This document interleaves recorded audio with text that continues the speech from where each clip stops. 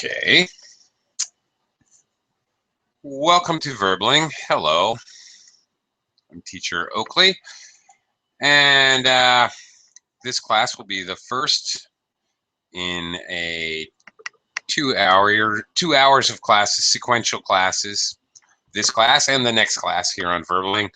We're going to be talking about and practicing job interview questions in English. So this class, some just basic and practical tips. Maybe I'll share a little vocabulary with you and try some of the easier basic questions. The following class will get into some more specifics and more intensive practice. Okay. Welcome to the class. Hello, Daniel. Howdy. Hello. How are you? I'm doing very well, thank you. Glad to hear it. Nice to see you again. Thank you. And hello, Max. Hey there. Hello, again. Hello again. Okay, gentlemen. First, let's just talk about job interviews a little bit by way of introduction. Daniel, have you been to many job interviews? Yes, but not in English. Not in English? In Spanish language. Okay. Will you be doing? But it's really hard to find an interview job nowadays in Spain. We have a really deep crisis here. Then it's very interesting for me to learn about interviewing in English because I'm applying for a job in another country. You are? Okay. Well, just job interview philosophy 101, if I could share with you, in English-speaking countries. Just real basic, a minute of your time. First of all, you write, it is traditional to, of course, you're going to write a CV or resume. Same difference. They're the same thing. Of course, you need to it's required to have a resume or a CV. You may or may not, in addition, have to fill out an application form, depending on the job. You should, if you're applying for an English-speaking job, also write a cover letter. The cover letter should be relatively short, 3 or 4 paragraphs, half a page, basically, at most. Short, sweet, and to the point. What job do you want to get, and what are some of your basic qualifications, just to show this is the job I want and I have the basic qualifications. The cover letter, or introductory letter, is there to get somebody to look at your resume. And that's it. That's the only purpose. The resume is, and/or application, is there only to get you an interview. Because I will tell you, nobody hires you just because of your resume in English-speaking countries. The culture is basically 95% or more, whether you get the job or not, is dependent on the interview. Everything, the steps up to that are just, the cover letters just to get them to turn the page and look at your resume. The resume is there just to get them to pick up the phone or send you an email and request an interview. The interview is the big show. That's the big deal. You know, and job interviews, basically, some companies have only one. That's rare, really rare nowadays. Generally, you'll have a series of interviews, usually at least 2, possibly 3. if you have a series of interviews, the first interview is generally going to be with just an HR person. Now, this is tricky because the HR person may not know that much about your specific specialty. They may not even understand very specified jargon or words that you use to talk about actually doing your job. They're just doing a kind of general interview to make sure that you're not a nut and that you have at least the qualifications in order to be passed to somebody who actually is going to hire you. It's just kind of a leeway. Maybe for you guys, there may be another interview involved, the English interview, to basically check your knowledge and understanding of English. This has become more and more common with international companies. These interviews could be in person or they could be on Skype or some other form of Google, Hangout or some other form of internet-based interview.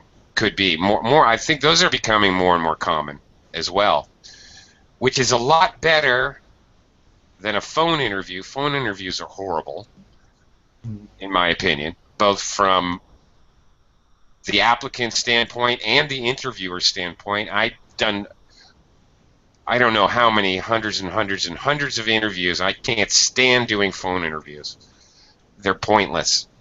In my opinion, that's totally my opinion. But okay, Daniel, what kind of interview are you preparing for? Will it be a live interview?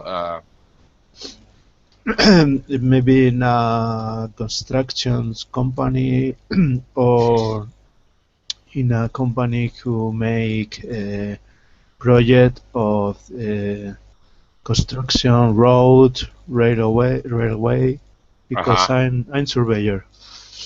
I'm a land surveyor. Mm-hmm. Okay. Oh, so you don't have anything specifically lined up. Okay.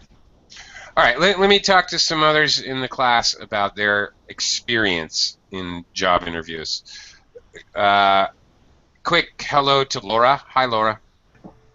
Hi, okay, good morning. Good morning, good afternoon, almost evening where I am. Sure. Laura, I'll talk to you in just a minute, okay?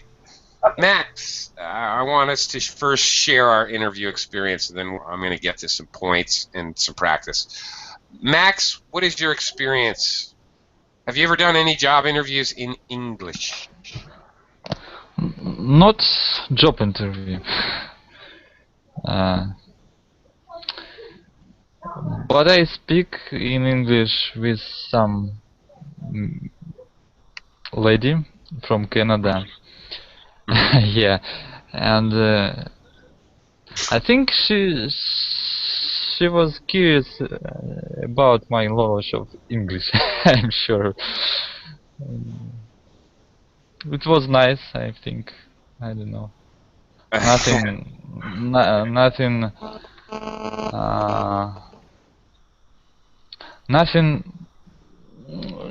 I don't know how to say that.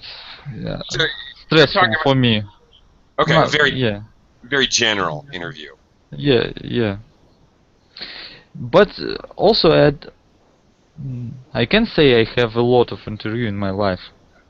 I mean, in Russia it's not popular. Maybe it was not popular. Maybe now it's popular. But actually, I don't know, because I work in one place. I've been working. I had been working in one place for 5 years. After that, I was self-employed and I interviewed another person. And now I work in. Actually, I didn't have any job interview as a employee. Oh, you've only conducted. If you give an interview, you conduct an interview. Yeah, okay. Yeah, I think. Okay. Well, okay. Maybe we'll talk about that a little more. Laura, may I ask about your experience in job interviews? Yes, I've done a lot of them. Yeah. Uh, some of them in Spanish because I'm a Spanish speaker, and some of them Uh-huh. in English. Okay. Okay. You've done some in English. Yes. Do- Is there any difference between Spanish interview and English interview? Um, I don't think so. They ask more or less the same questions, and they check everything on in your resume. For me, there is no difference. The only difference is you don't feel very secure about the language sometimes, and Yeah. sometimes you make mistakes, but I don't care about them. I try to be as fluent as possible, Ah. and I try to show my best part, my best professional part, as well as in Spanish, and nothing else. I took some of them through Skype, and I agree completely with you regarding the telephone interview. For me, are the worst because you have yeah, you don't have this kind of information that you need. I mean the image of the other person, and for me it's very hard. But I took some of them through Skype, and I think I did it more or less well.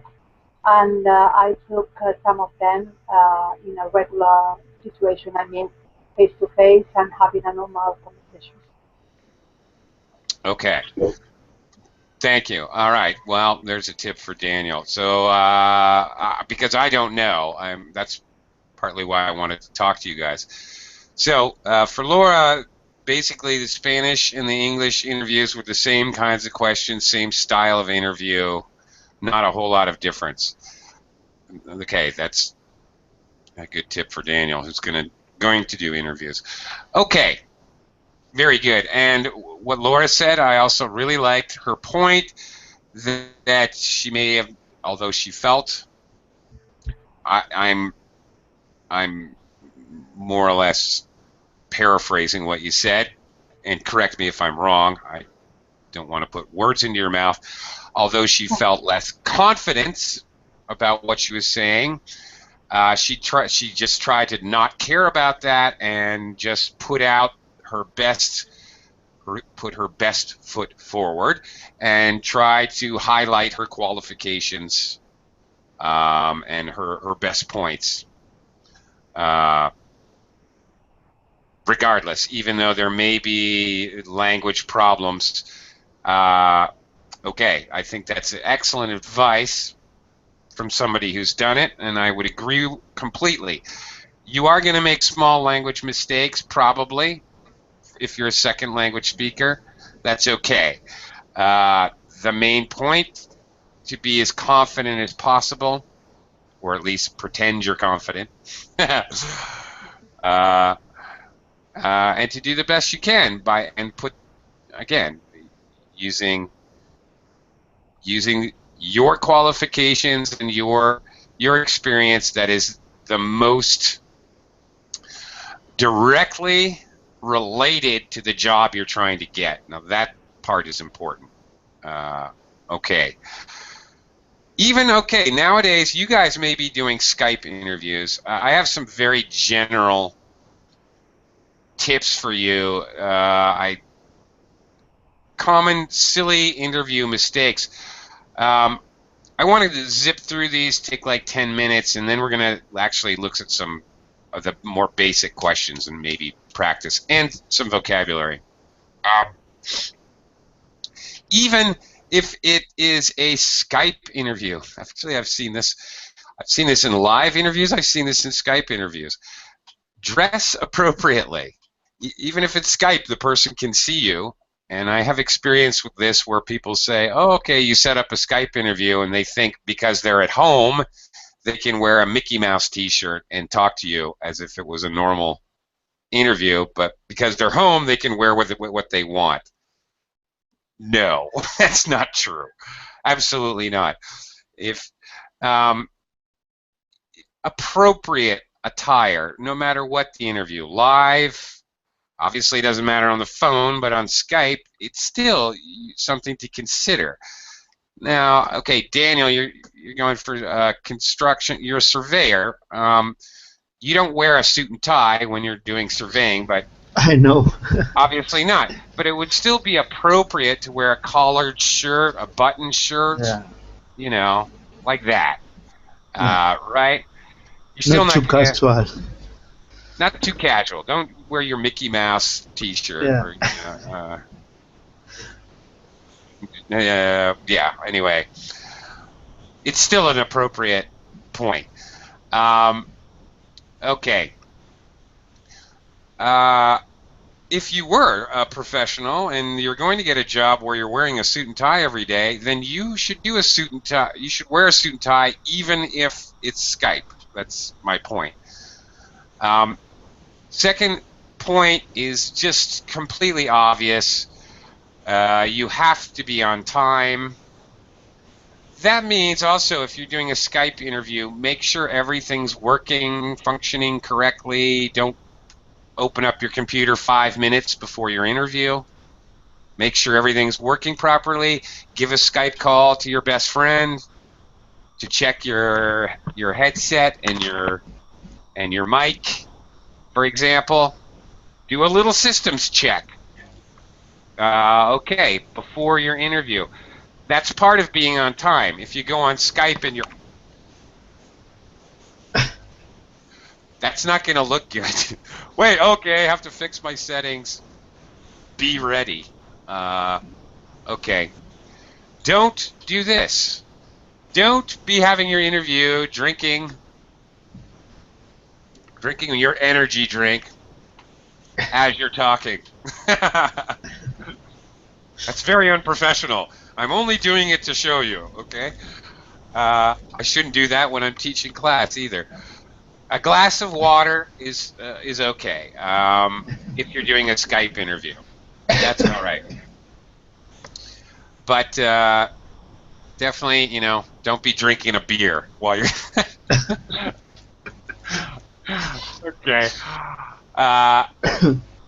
And obviously, I wouldn't mind, but in a live interview, don't do that. You grab a Starbucks latte on the way, dump it somewhere before you get called into the interview. First impressions are ridiculously important in job interviews. Insanely important. I've seen research after research after research papers that all show the same thing, and there's no contradiction in any of these, that the first minute of the interview is extremely, I can't exaggerate how crucial it is. So when you walk in and you introduce yourself, or the interviewer introduces himself and you introduce yourself, if you're juggling a sandwich or a cup of coffee or something and you're awkwardly trying to put things down, you don't know how far away you're going to be sitting, if you're going to have a table to put your stuff on. You want to be able to look them in the eye, shake their hand, okay, and showing, look, it's just real simple. You're trying to show confidence, even in Skype. Look at the camera when they're, hi, my name is Oakley. Very happy to meet you. Look at the camera, at least during the first part of the interview. That even in Skype, that first minute is crucial. And believe it or not, I know it's on camera, it's virtual. Even so, that is extremely important. Don't be looking at your notes the whole time. You're in a Skype interview. You're probably going to have notes, and that's not a bad idea. Just don't be looking at them. If your English is really bad, it might be. Maybe not you guys. You guys seem to be pretty good. But if you have some key points you want to make, all right, write them down and stick them up near your camera so you can read your points by looking up here, it looks like I'm looking at the camera now, okay? I'm just putting my notes right next to the camera. Maybe hang them up or stick them there so you don't have to hold them with your hand. But you can do that, and it looks as if you're looking at the camera as you're talking. A little cheat there. Don't turn your eyes. Yeah, well, it's not good if you're like this in an interview. Nobody hires you because of how beautiful your hair is, you know? Right. So make sure you're interacting with the interviewer. And if it's live, of course, you can't have notes, but you do need to be prepared. Don't shut up. No distractions. Make sure you can't be distracted. In a live interview, that means shut off your phone.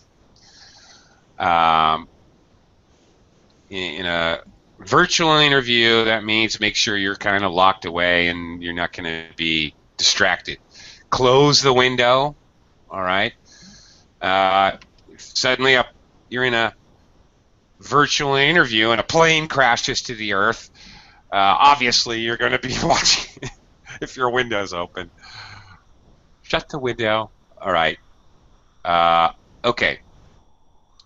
Another huge point, which good interviewers will ask. Some bad interviewers may not ask, but a decent interviewer will probably ask you some kind of question about what you know about the company.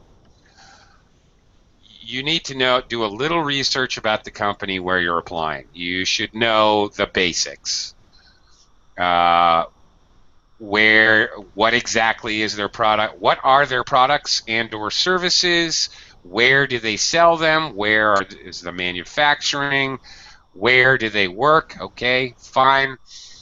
They do road construction in Portugal, Spain, and France. Okay, great.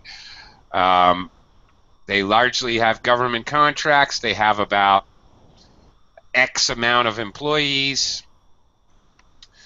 They're a private company. They're a public company. All these kinds of things. All right. These are things that a minimal search on the internet is going to tell you. You should definitely know these things. It always helps. You should be able to ace this question. It always helps if you can say that you know somebody who works at the company. That helps because you can say things like, but make sure you really do know somebody. Don't lie about that because they may ask about the person. But that helps because then you can give more abstract answers about the cultural climate of the company, things like that. Yeah, my cousin works here. He's been working here 5 years, and he says that it's a wonderful place to work, and you're treated very fairly. And if you do a good job, you will be rewarded appropriately, and that really appeals to me. Something like that is terrific, but don't make up people you know in the company. And that brings me to my next point. Don't make up anything.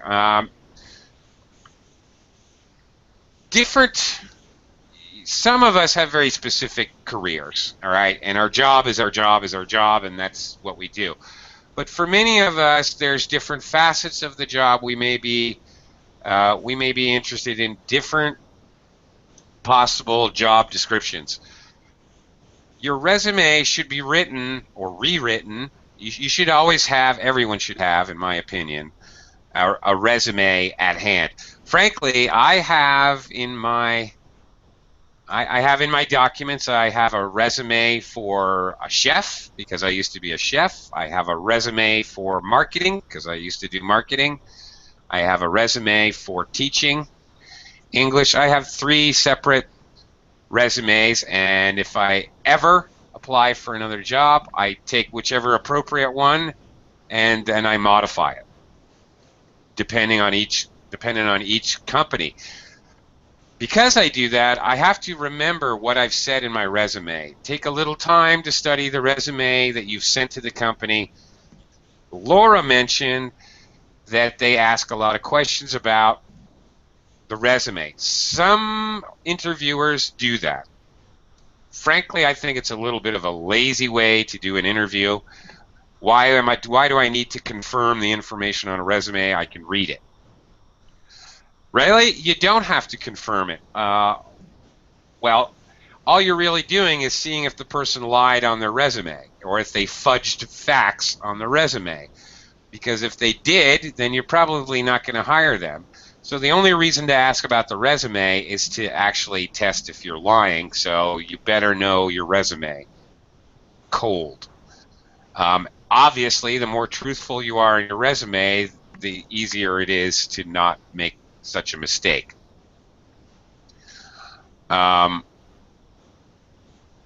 Okay. Another thing is that my problem is, here I am doing it again, don't talk too much. Okay? Don't talk too much. Just the salient points, the points that are important, and that's it. Don't answer more than the question. Answer the question, of course, but don't go off on a tangent. Just stick to the question, say the most impressive things about yourself, and move on. Obviously, well, job interviews are like playing basketball. The more you do, the more you practice, the better you get. So if you have a choice, don't be afraid to go out there and do some job interviews for jobs you don't even want. Actually, I highly suggest that you do that. So when you do have a job interview for a company you really want that job, you will have practiced, and real life practice, not with your mom or your wife or husband or whatever. Actually, I highly recommend that. Why not? Go to interviews that you don't even really want the job, because it'll give you excellent practice. There's no substitute for real life practice. Anyway, okay, and last thing before we get to the practice questions and some terminology.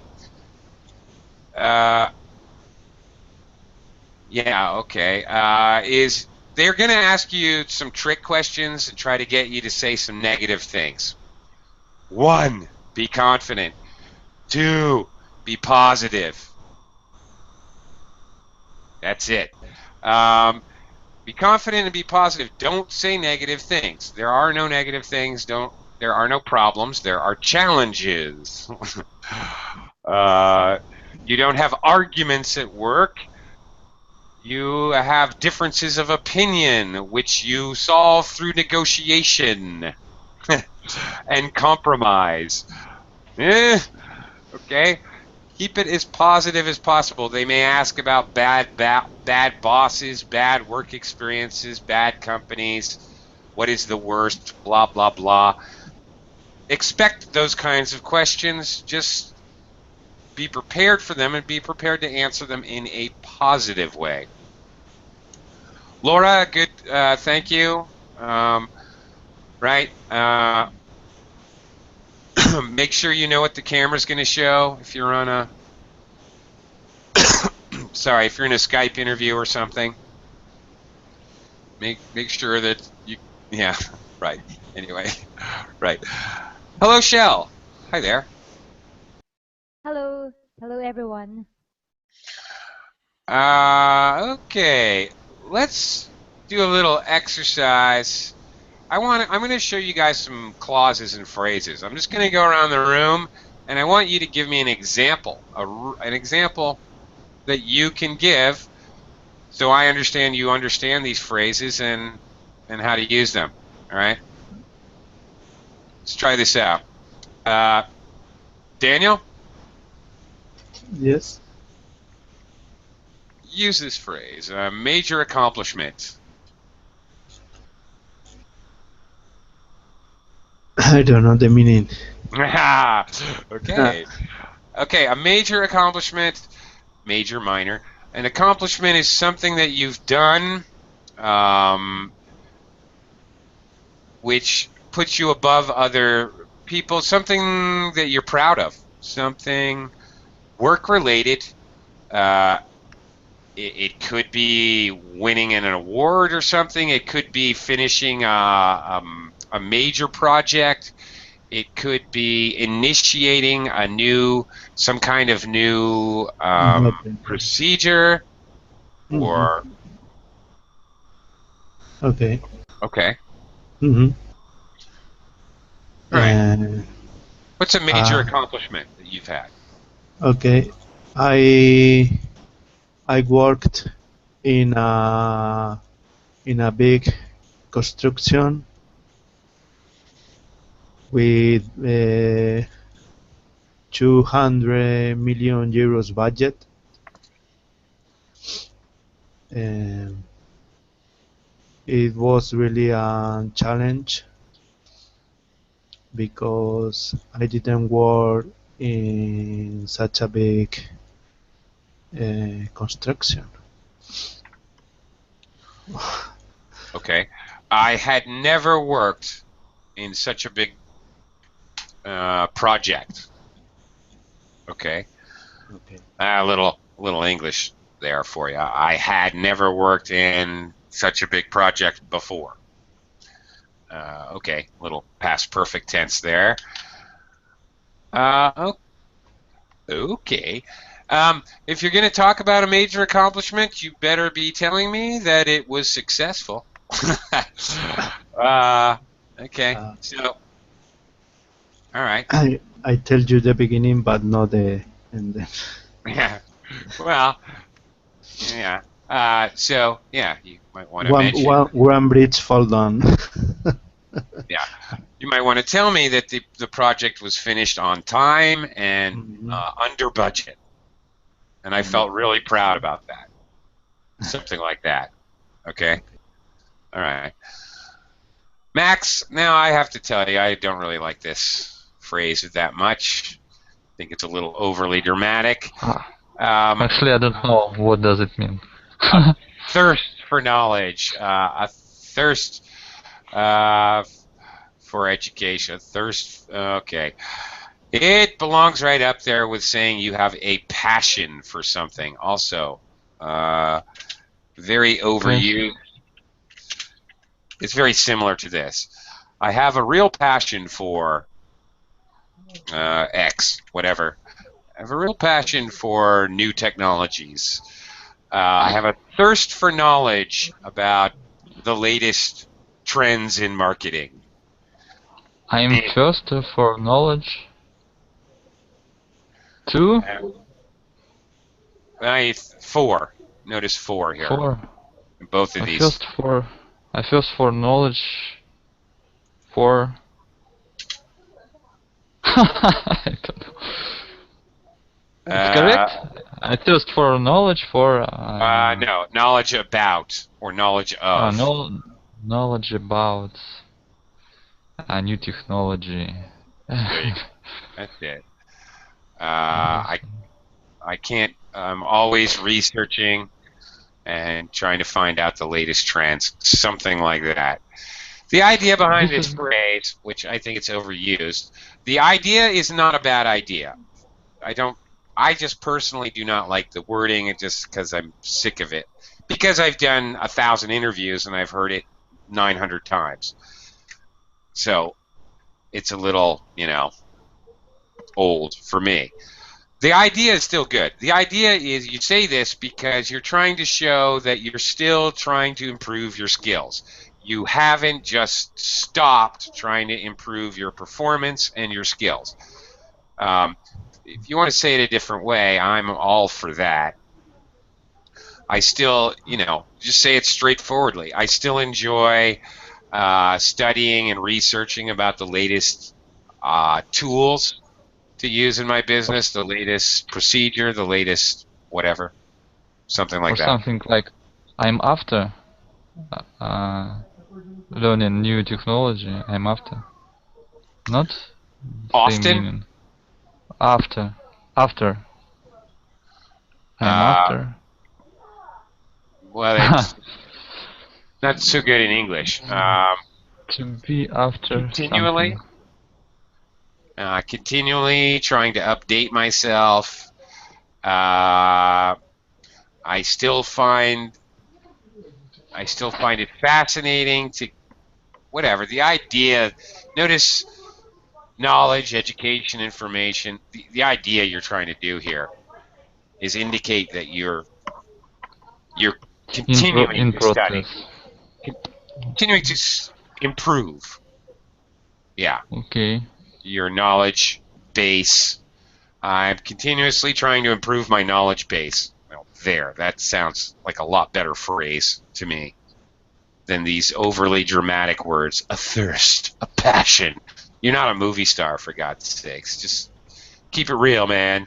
I'm continually updating myself in the field. I have subscriptions to magazines, and I recently finished a course in blah, blah, blah programming, whatever. That's the idea, anyway. The phrase, not so important. I don't even like it. Laura. Okay. All right. To be able to work without supervision, can you give me an example? How you would talk about this? Um, well, in fact, when I first join a company, and I'm learning the ropes, I need to be supervised by someone. But whenever I know what kind of things I have to do exactly, I'm able to work without supervision. And I like to bring new ideas and new ways to do the projects and everything. And I think I'm doing very well when I know what uh, what I have to do. Okay. All right. Basically, we don't have to worry too much about this whole part. Just without supervision. Can you work? What's another way to say without supervision? Work independently. I like this clause even better. I enjoy working independently. Sure, you just tell me what you need done and when you need it done by. And actually, for me, this is a great way to work. Yeah, it's something like that. The concept here is what's important, not really the words. Without supervision, work independently. These are good phrases to use, though. Okay, all right, Shell. Okay, to be able to handle multiple projects simultaneously. How might you talk about that? Okay. I am proficient in planning and organizing my schedules that I am that made me able to handle multiple projects simultaneously. All right. Can you think of any other co-locations that are useful in discussing this topic, this area? Well, Hmm. proficient at time management. I like proficient, by the way. Nice vocabulary. Proficient, you're really good at, and it means professional and efficient. Proficient, great. Time management. Okay. This is a co-location. Oh, all right. I'm proficient at time management and organization. Okay, great. Now, depending on the job, I have to say here, if you're doing huge projects, big jobs at the same time, then you're talking about time management. If you're a secretary and you have to answer the phone on 3 different lines, plus work as a receptionist at the same time, plus do other functions, then you're multitasking. All right, but it depends on your job. I don't if you're actually doing major marketing projects, I don't want you multitasking. I want you doing one thing at once. That's time management. All right, big projects. Multitasking is for doing lots of little things at the same time. So one may be good for one kind of job and one may be good for another kind of job. But all right, hopefully you understand the difference. Both of Yeah, these I got are concerned, yeah. They're both concerned with doing things simultaneously, but all right. Okay, Daniel. Yeah, here's a very common area of questioning. What are your short and long-term goals? Okay, my short goals in your company will be to fit in with the personal or my boss, and my long term will be uh, to spend all my professional career to develop my professional career Oh, there we in go. your company. That's good. Develop my personal career in your company. That's good, Daniel. That's good. My long-term goal is to take over the company and fire you. Yeah. Okay. All right. This is very common to be asked about short, long-term goals. They may ask more specifically, what do you see yourself doing in 5 years? What do you see yourself doing in a year? In 10 years? They can say it Okay, differently. Yeah. one guy told me some phrase uh, about long-term goals. Uh, I wanna be who I wanna be who makes it different. Makes it different. Difference. that makes a difference. Yeah. Yeah. I want to be someone who makes a difference in your company. Like Someone that. who makes it difference. Yeah, yes. Congratulations, Miss Universe. I don't know. That's a little bit of a Miss Universe pageant answer. I want to make a difference. I want to protect the environment and peace on Earth. Okay, fine. It's okay to have long-term goals that are personal, but I like it that Daniel's long-term goals are personal, but he actually used the word personal, but related to the company. Okay. By the way, I don't know whoever, for English-speaking countries, all right? I know in many countries, look, you have a thing about pride, being too proud or being boastful. It's okay. In English-speaking countries, please understand this. It's okay to be proud of your accomplishments. It's You better be proud because you need to stick them out there and flaunt them, show them, highlight them. Uh, it's perfectly okay. Don't be shy about bragging a little bit in your job interview. Perfectly okay. And in fact, it's expected. If you don't do it, there's something wrong with you.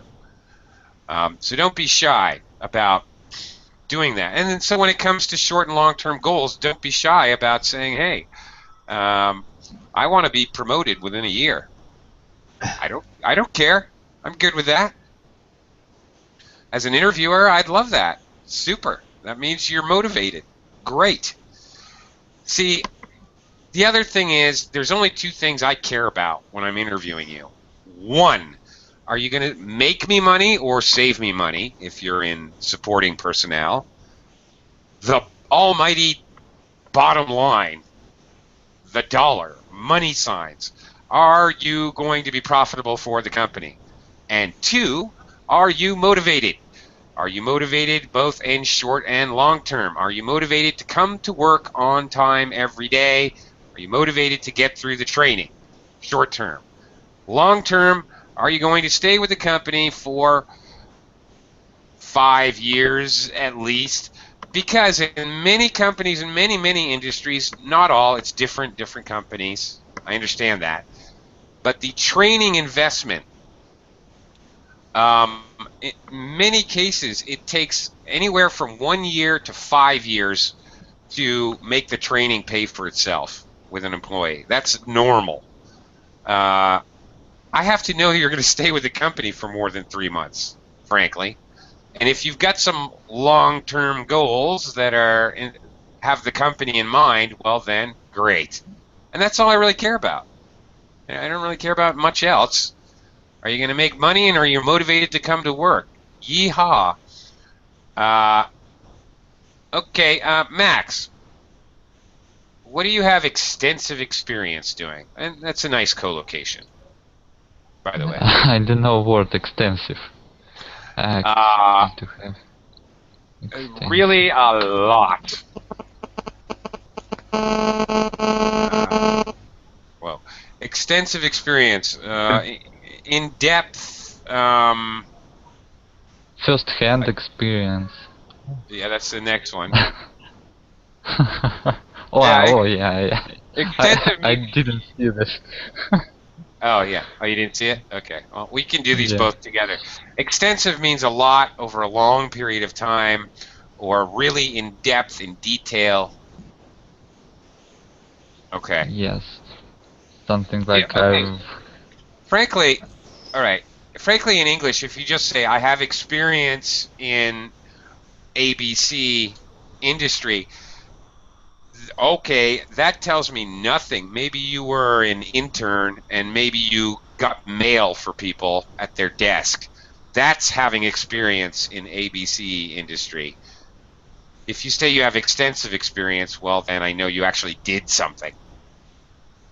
I've had extensive experience in this field for 10 years. Yeah, something like that might be a normal sentence. How to use it in a sentence. Yeah. Okay. All right. So why would you use that? Why would you use first-hand experience? They're similar. Maybe to for special some kind of... I have first-hand experience with, I don't know, making some kind of device, design some kind of a project, and I don't know. Okay. First-hand Maybe experience. often you would use this for talking about interpersonal relations. I have first-hand experience working with foreign diplomats, for Okay. example. All right. So I've actually done it. I talked to the foreign diplomats. All right.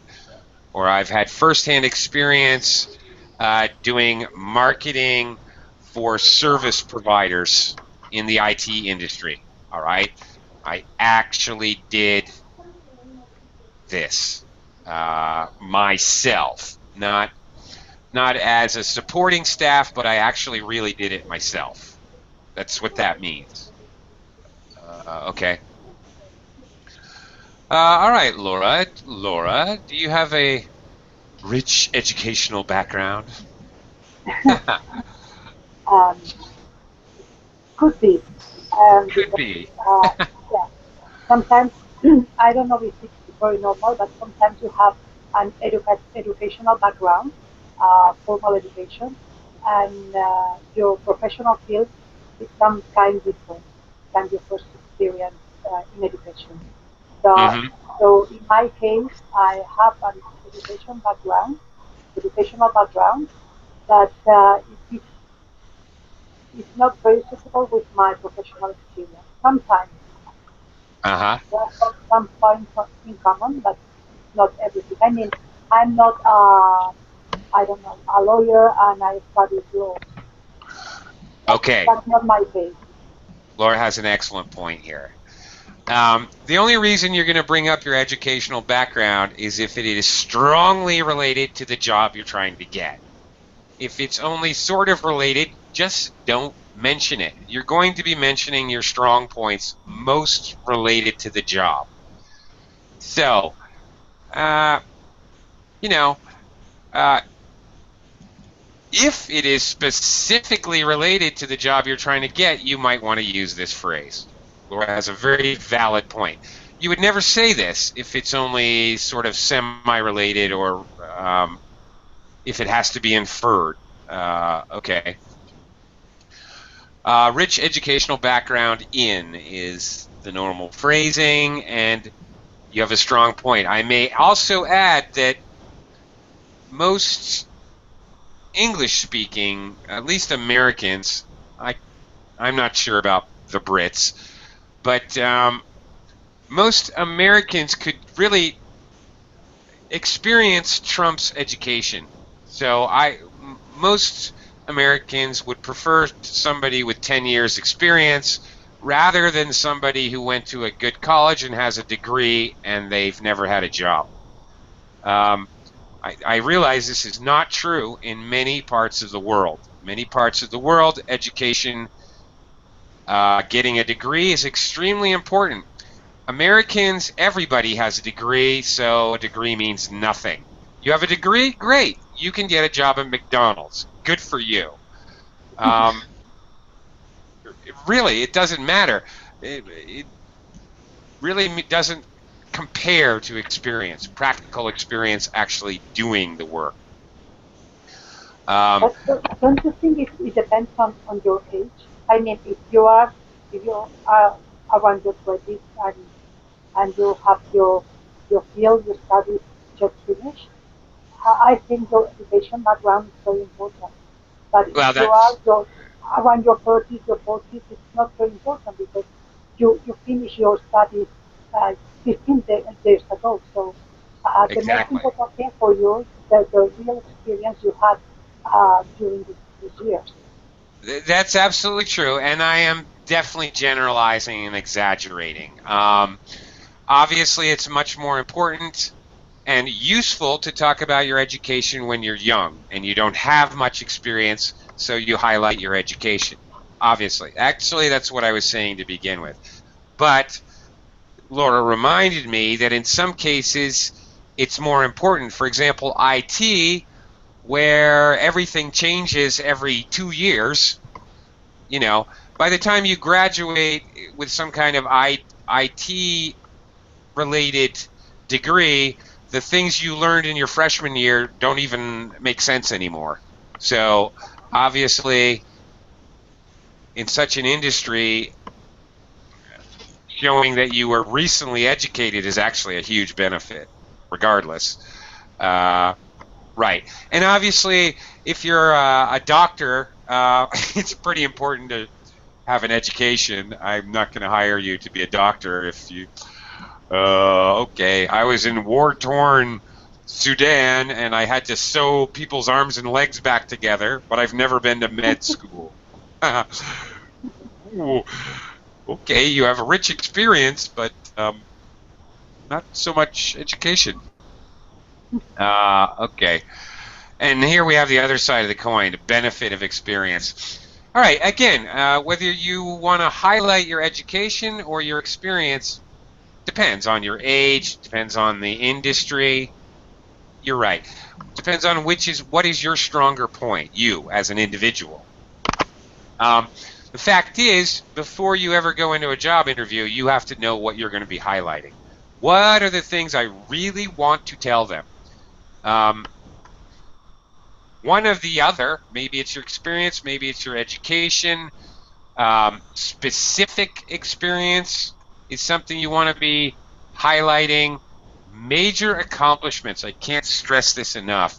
Just saying that I thirst for knowledge in this industry, I can work without supervision, I can handle many projects. I don't really care because I want to know you can make me money. If you can give me a story about one of your major accomplishments, which translates into the idea if you did it for my company, the company would make money, guess what? You're hired. Pretty freaking simple. You just made it painfully obvious without any denial that you're going to make money for my company. Okay, great. That's it. Okay. Long range planning. Okay, well, this is very long-term goals. Long-term planning is how you're going to reach those long-term goals. So very closely related. Shell, what kind of long-range planning have you done in terms of your career?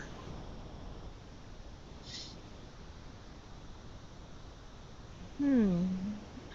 Tough Hmm. one, but can I mention like I was able to,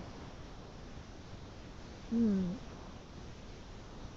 in general, like I was able to know or I have been exposed to different facets of, say, finance, to which Okay. I think I can be a generalist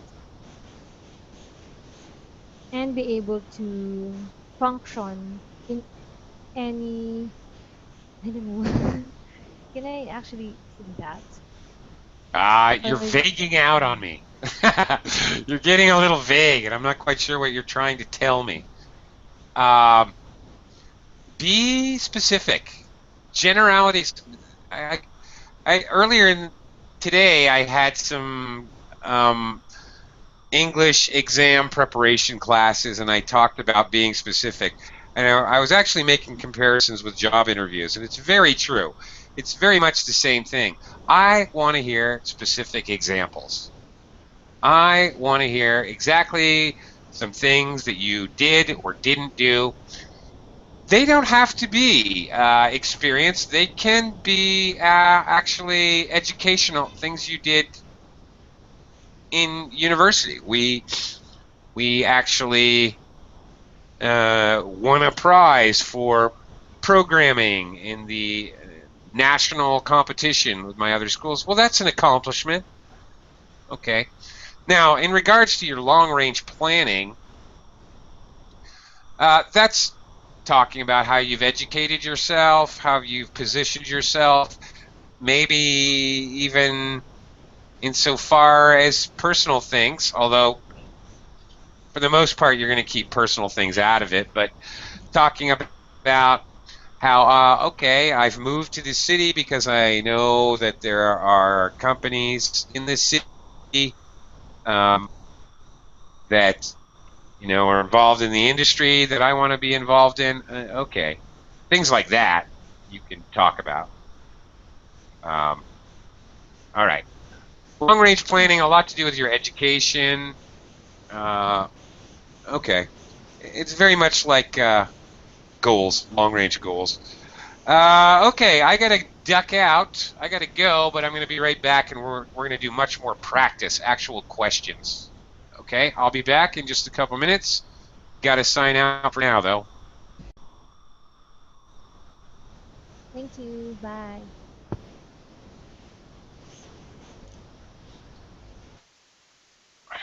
So thank you, everyone. See you in a bit. Bye.